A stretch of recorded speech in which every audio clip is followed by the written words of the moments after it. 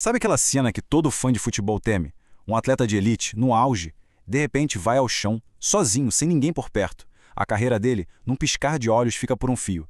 Mas e se houvesse sinais de alerta escondidos nos dados das partidas bem antes do momento da lesão? Pois é, hoje a gente vai mergulhar fundo em um estudo que age quase como um detetive, sabe? Vamos descobrir as pistas que podem prever uma lesão devastadora antes mesmo que ela aconteça.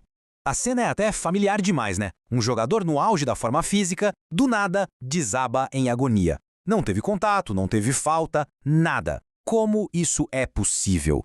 A resposta, ao que tudo indica, não está no replay da jogada em si, mas sim nos números, nos dados escondidos dos jogos que vieram antes daquele momento fatídico.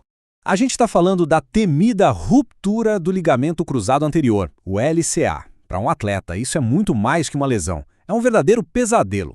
Significa meses, às vezes mais de um ano de uma reabilitação dificílima, a dúvida constante se o desempenho vai voltar a ser o mesmo, sem contar o custo enorme para os clubes. É, sem dúvida, um dos diagnósticos mais devastadores do esporte.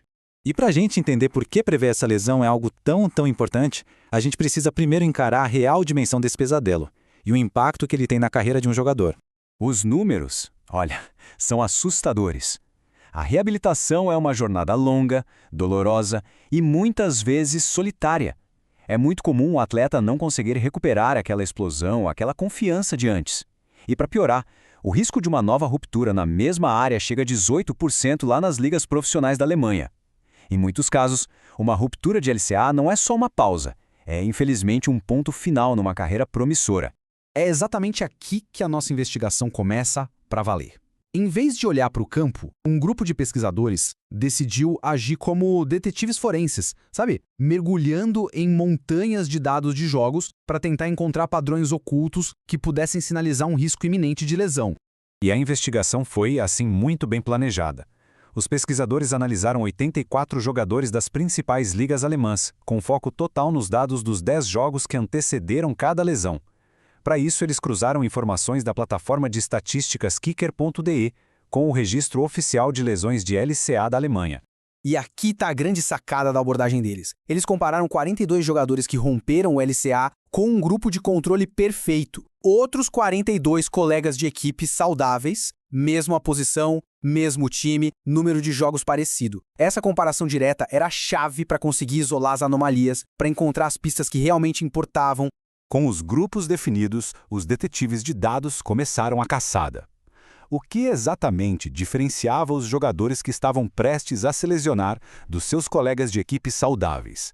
A resposta, como a gente vai ver, estava nos detalhes.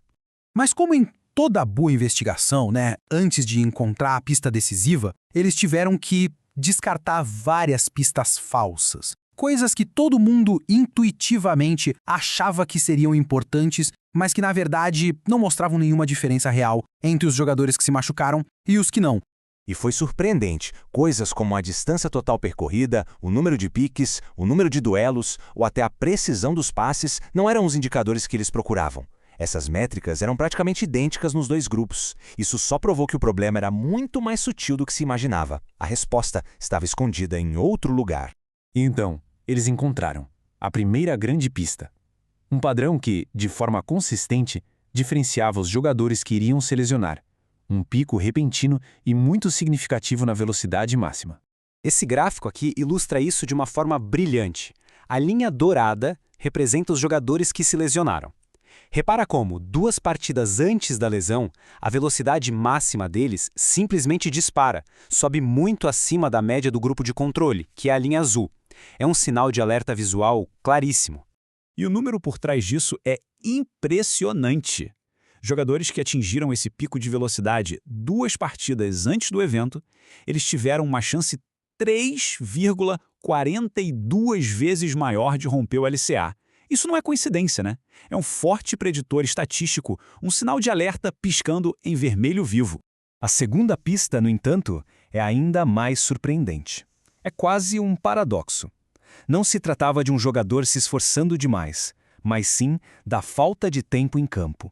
Este gráfico aqui revela algo totalmente inesperado. A linha dourada mostra que os jogadores que estavam prestes a se lesionar, na verdade, jogaram bem menos minutos 2 partidas antes do incidente. Menos tempo em campo, em vez de ser um fator de proteção, estava ligado a um risco maior. Como pode, né?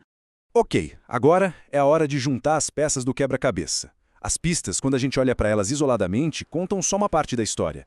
Mas juntas, elas revelam um padrão claro, uma verdadeira impressão digital que aparecia nos dias que antecediam a lesão. A grande sacada do estudo foi essa. Não era o pico de velocidade sozinho, ou os minutos reduzidos sozinhos. Foi a combinação perigosa desses fatores que criou o que os pesquisadores chamaram de constelação de risco, o cenário perfeito para a falha catastrófica do joelho. Então, aqui está o resumo do padrão fatal. Primeiro, o jogador tem uma base de condicionamento geral mais baixa porque jogou menos minutos nos últimos jogos. Segundo, de repente vem uma explosão de intensidade com aquele pico de velocidade que a gente viu. E terceiro, como resultado disso tudo, o desempenho técnico, como a precisão dos passes, piora no último jogo antes da lesão. É essa sequência, esse efeito dominó, que define a impressão digital pré-lesão. Nas palavras técnicas dos próprios pesquisadores, a conclusão é que o risco de lesão de LCA se manifesta através da deteriorização da capacidade de desempenho integrado sobre flutuações agudas de carga. Traduzindo, não é só sobre a carga de trabalho em si, mas sobre a incapacidade do corpo de lidar com uma mudança brusca e inesperada de intensidade. Certo, mas o que a gente faz com toda essa informação? Como essas descobertas podem, de fato, revolucionar a forma como os clubes de futebol previnem uma das lesões mais temidas do esporte? A grande lição desta análise é que a lesão acontece quando a balança entra em desequilíbrio. De um lado, uma demanda súbita e intensa, tipo aquele pico de velocidade. Do outro, a capacidade de um jogador que está com condicionamento geral reduzido.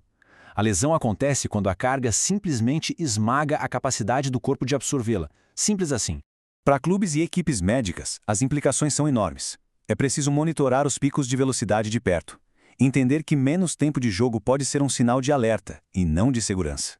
E, talvez o mais importante, parar de olhar para métricas isoladas e começar a procurar por essa constelação de fatores de risco.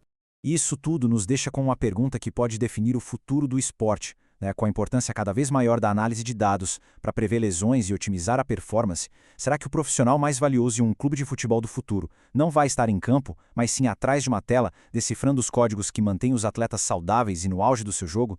Fica aí a reflexão.